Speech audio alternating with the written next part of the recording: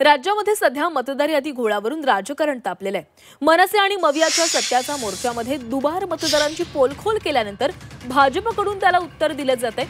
मंत्री आशिष शेलार यांच्यानंतर मुंबई भाजप अध्यक्ष अमित साटम यांनीही सोशल मीडियावरून दुबार मतदारांवरून विरोधकांना डिवचलंय। 5 मतदारसंघातील आकडेवारी देत ही मतचोरी की व्होट जिहाद असा सवाल साटम यांनी विचारलाय। तर मनसे नेते संदीप देशपांडे यांनी साटम यांच्या मतदारसंघातील बोगस मतदार यादी घोटाळा उघड करत प्रत्युत्तर दिले। त्यामुळे साटम आणि देशपांडेंमध्ये ट्विटर वॉर सुरू झाल्याचं पाहायला मिळतंय।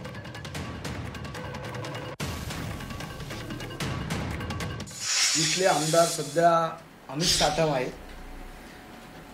नाव आहे शेख बानू इस्माईल शेख। घर क्रमांक अम्मा कीचं म्हणजे काय ते मला वाटतं अमित साटमच जास्ती चांगल्या पद्धतीने सांगू शकतील। त्यामुळे आम्ही कुठला मतदार दाखवलेत कुठले नाहीत मला असं वाटतं महत्त्वाचा मुद्दा आहे। दुबार मतदार हा दुबार मतदार असतो, बोगस मतदार हा बोगस मतदार असतो। त्याला जात धर्म भाषा हे काहीही नसतं। आणि सन्मान्य राजसाहेबांनी जे सांगितलंय बोगस मतदाराला आम्ही त्याच पद्धतीची ट्रीटमेंट देणार, मग तो कुठली जाती धर्माचा असो। पण जाणीवपूर्वक याच्यात हिंदू मुस्लिम शीख ईसाई करायचं हे भाजपचं नॅरेटिव्ह पसरवण्याचं साधन आहे।